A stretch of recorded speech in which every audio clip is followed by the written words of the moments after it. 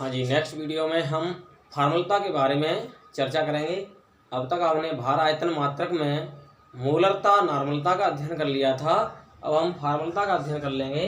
ठीक है, फार्मलता हालांकि आरबीएससी सिलेबस में नहीं है, लेकिन एनसीईआरटी में भी नहीं है, लेकिन कंपटीशन में ज़रूर ये पूछा जाता है, तो इसके बारे में थोड़ा सा पढ़ लेते हैं। 1 लीटर विलयन में घुले हुए विलेय के ग्राम सूत्र भारों की संख्या। 1 लीटर विलयन में घुले हुए विलेय के ग्राम सूत्र भारों की संख्या को फार्मूलता कहते हैं। Number of gram formula weight of solute, number of gram formula weight of solute dissolve in 1 litre solution is called formality. Okay, इसे कैपिटल एफ से व्यक्त करते हैं। इसका मात्रक ग्राम सूत्र भार प्रति लीटर होता है। ठीक है, फॉर्मलता इक्वल विलेय के ग्राम सूत्र भारों की संख्या, विलेय के ग्राम सूत्र भारों की संख्या बटे विलयन का आयतन लीटर में, विलयन का आयतन लीटर में। ओके, ये समीकरण 1 हो जाएगा। ग्राम सूत्र भार इक्वल क्या होता है?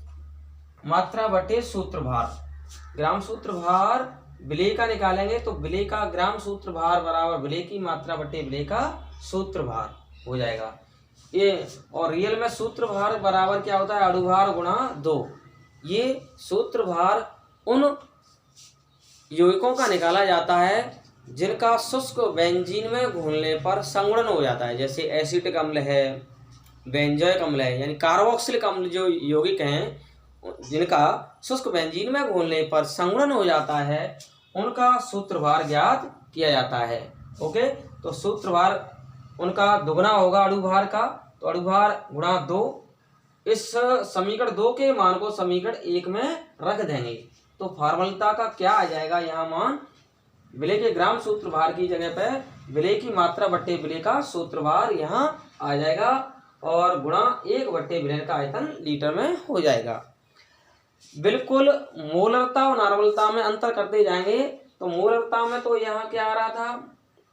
अणुभार आ रहा था विलेय के सूत्रभार की जगह पर। ठीक है, बाकी फॉर्मूला सेम था।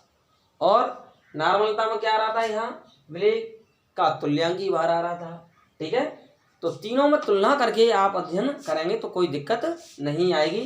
ठीक है, सूत्र याद कर लें क्योंकि एग्जाम में इनके न्यूमेरिकल ही आते हैं, परिभाषा इनकी नहीं पूछी जाती है।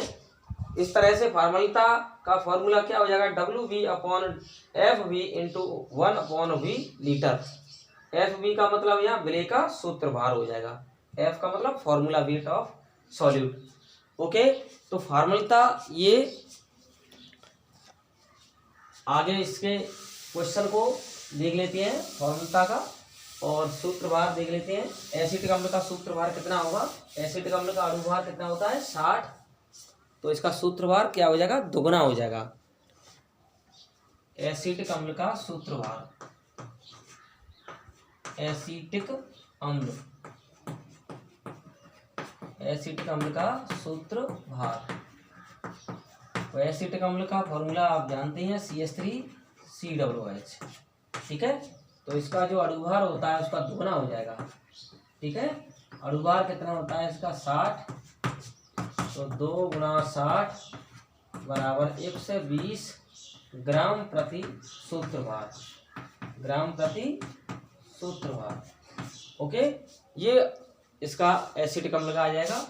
ऐसे ही हम बेंजोइक अम्ल का देखें। बेंजोइक अम्ल, बेंजोइक अम्ल का फॉर्मूला है C6H5COOH। बेंजोइक अम्ल का सूत्रभार। ठीक है, बेंजोइक अम्ल का सूत्रभार कितना होता है निकाल लेते हैं। इसमें कार्बन कितने हो गए? 7 हो गई। हाइड्रोजन कितनी हो गई? 6 हो गई। ऑक्सीजन कितनी हो गई? 2 हो गई। एक कार्बन का कितना होता है? 12। लेकिन इसमें कितने कार्बन है? 7 प्लस एक हाइड्रोजन का कितना होता है? 1। इसमें हाइड्रोजन की संख्या 6 प्लस एक ऑक्सीजन का कितना होता है? 16 परमाणु भार, और इसमें ऑक्सीजन हो गई 2। तो 12 × 7 = 84 प्लस 6 प्लस 16 दूनी 32। ठीक है, 84 में 6 कितने हो गए 90 है, 90 है और 32 कितने हो गए 122। तो 122 ग्राम प्रति सूत्र भार ये आ जाएगा इसका, ठीक है, सूत्र भार। तो इसका कितना आ जाएगा, ये इतना आ जाएगा 122 ग्राम प्रति सूत्र भार। ओके, आगे बात समझ में। तो व्यंजक अम्ल का सूत्र भार 122 ग्राम प्रति सूत्र भार और इसका एसिड अम्ल का सूत्र भार कितना आया 120 ग्राम प्रति ग्राम सूत्र भार। इसको ग्राम प्रति ग्राम सूत्र भार भी लिख सकते हैं, ग्राम प्रति ग्राम सूत्र भार, ग्राम प्रति ग्राम सूत्र भार, ठीक है। ओके, यहाँ तक कोई प्रॉब्लम नहीं होगी। इससे संबंधित एक सवाल करा लेते हैं, फिर आगे चलते हैं। 60 ग्राम एसिटिक अम्ल को जल में घोलकर 1 लीटर जलीय विलयन बनाया गया। 60 ग्राम एसिटिक अम्ल को जल में घोलकर 1 लीटर विलयन बनाया गया। तो प्राप्त विलयन की फॉर्मूलता ज्ञात कीजिए। तो क्या होगी इसकी फॉर्मूलता, क्वेश्चन सबने समझ लिया होगा। 60 ग्राम एसिटिक अम्ल को जल में घोलकर, 60 ग्राम एसिटिक अम्ल को जल में घोलकर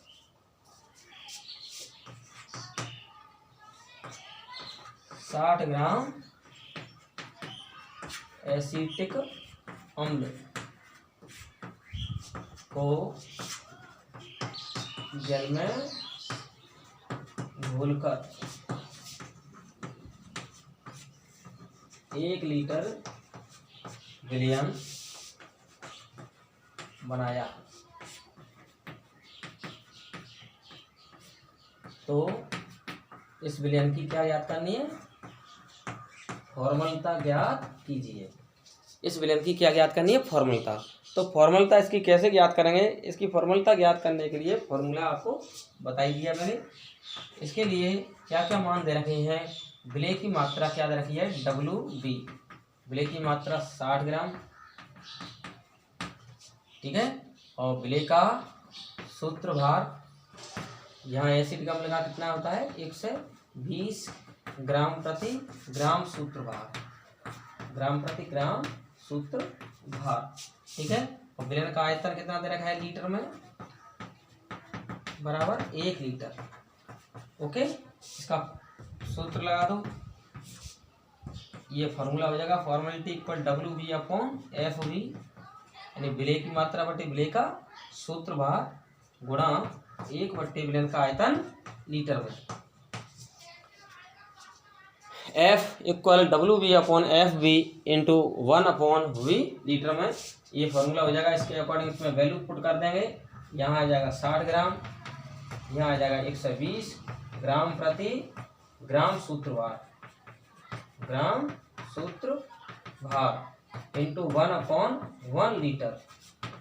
ओके, ये ग्राम से ग्राम एक बार कट जाएगा, ओके, और 60 से ये 2 बार कट जाएगा।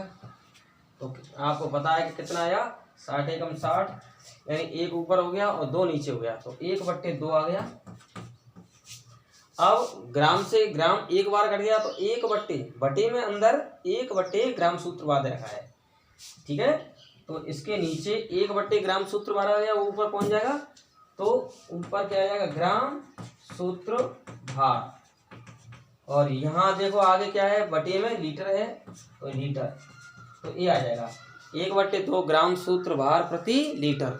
1 बट्टे 2 को हम क्या लिख सकते हैं 0.5 भी लिख सकते हैं, और ग्राम सूत्र भार प्रति लीटर को शॉर्ट में F लिख सकते हैं। क्या लिख सकते हैं F, क्या लिख सकते हैं F। ओके, तो ये फॉर्मूलता से संबंधित आपको सवाल समझ में आ गया होगा। इससे आगे हम चर्चा करते हैं, ये भार आयतन मात्रक कंप्लीट हो गया। भार आयतन मात्रक के बाद हम भार आयतन प्रतिशतता के बारे में बात करते हैं। इसके बारे में भार आयतन प्रतिशतता, भार आयतन प्रतिशतता को हम किससे रिप्रेजेंट करते हैं, भार आयतन प्रतिशतता को परसेंटेज W/V से व्यक्त करते हैं। किससे व्यक्त करते हैं? परसेंटेज W/V से व्यक्त करते हैं। इसके बाद तीसरा सांद्रता का मात्रक है भार आयतन प्रतिशतता। इसको बोलते हैं परसेंटेज W/V से व्यक्त करते हैं। Weight volume percentage. भार आयतन प्रतिशतता का मतलब wait volume percentage. Percentage W/V से रिप्रेजेंट करते हैं। ओके, तो इसको हम कैसे परिभाषित करेंगे? इसका जो सूत्र है ये हो जाएगा परसेंटेज W/V इक्वल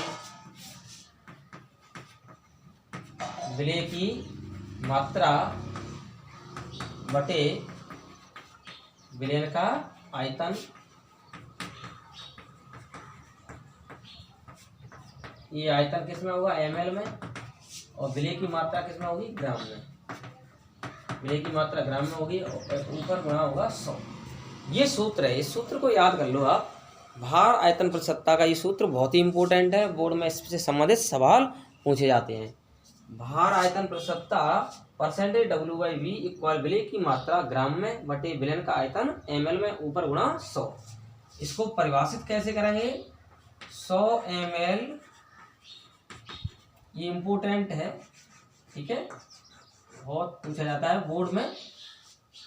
100 ml आयतन वाले विलयन, 100 ml आयतन वाले विलयन में घुले हुए विलय की मात्रा को हम क्या कह सकते हैं? द्रव्यमान। द्रव्यमान को भार आयतन प्रतिशतता कहते हैं। क्या कहते हैं?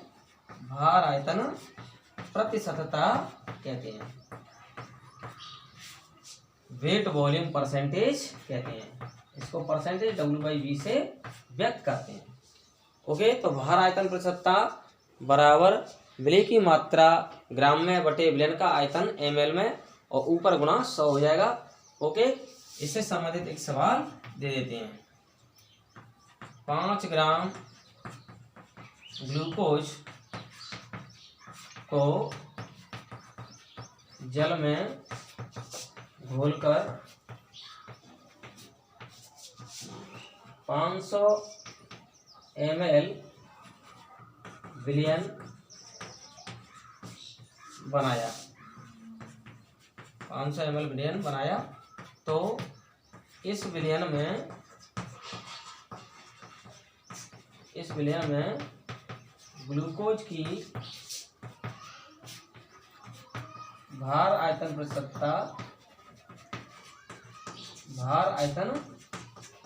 प्रतिशतता क्या होगी? 5 ग्राम ग्लूकोज, तो यहाँ क्या हो गया? विलय की मात्रा होगी, ठीक है, और विलयन का आयतन कितना हो गया? 500 ml। तो हम इस ऊपर वाले सूत्र में ही लिख लेते हैं। परसेंटेज W/V इक्वल विलय की मात्रा ग्राम में कितनी दे रखी है? 5 ग्राम। विलयन का आयतन कितना दे रखा है यहाँ? 500 ml और ऊपर गुणा 100, ठीक है। ये 2 जीरो से 0 कैंसिल हो जाएंगे, 5 से ये कट जाएगा, तो कितना आया? इसका 1 आया। तो इसको 1 ग्राम प्रति ml लिख सकते हैं, ठीक है, और 1 ग्राम प्रति ml को 1% W/V से व्यक्त कर सकते हैं। तो ये इसका आंसर आ जाएगा। कितना आंसर आ जाएगा? 1% W/V आ जाएगा। ओके, दूसरा सवाल है, ये सवाल तो बहुत ही सरल है, तो सीधा सीधा हो गया, लेकिन जो दूसरा सवाल बता रहा हूँ वो बोर्ड में बहुत आता है और बहुत इम्पोर्टेंट है, ठीक है, वेरी वेरी मोस्ट इम्पोर्टेंट। ये मैं नेक्स्ट सवाल दे रहा हूँ, ये बहुत ही इम्पोर्टेंट है, बोर्ड में बहुत पूछा जाता है, वेरी वेरी मोस्ट इम्पोर्टेंट।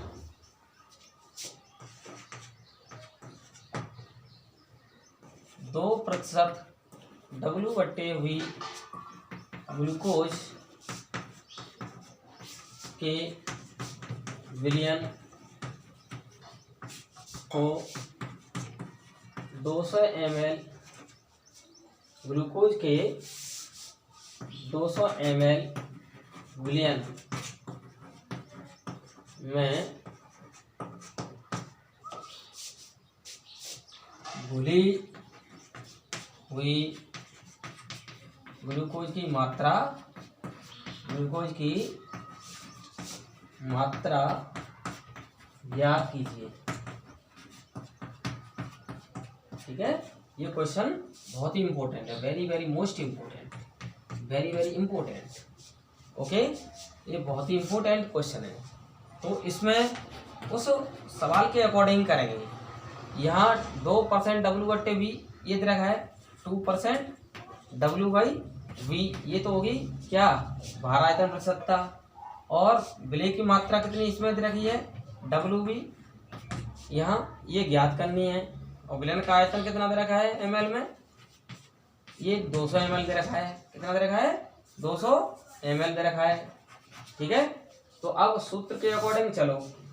सूत्र क्या कहता है, परसेंटेज W/V इक्वल विलय की मात्रा बटे विलयन का आयतन ml में और इंटू 100। ये तो सूत्र बताया। यहाँ भार आयतन प्रतिशतता कितनी दे रखी है, 2% W/V। तो ध्यान रखें 2% W/V को हम कैसे लिख लेंगे, 2 ग्राम प्रति ml लिख लेंगे। ठीक है, जिससे सरलता है उसको सॉल्व करने में। 2 ग्राम प्रति ml लिख लिया। और विलय की मात्रा यहाँ WV कितनी हो गई, यहाँ ये ज्ञात करनी है x। और विलयन का आयतन कितना हो गया, 200 ml।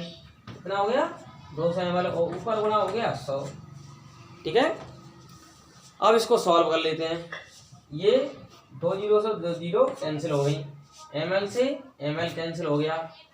ओके, तो अब आपको देखें तो 2 का गुणा 2 से हो जाएगा, तो x का वैल्यू कितना आ जाएगा, x बराबर, यानी इसको क्रॉस मल्टीप्लाई करा दो ऐसे।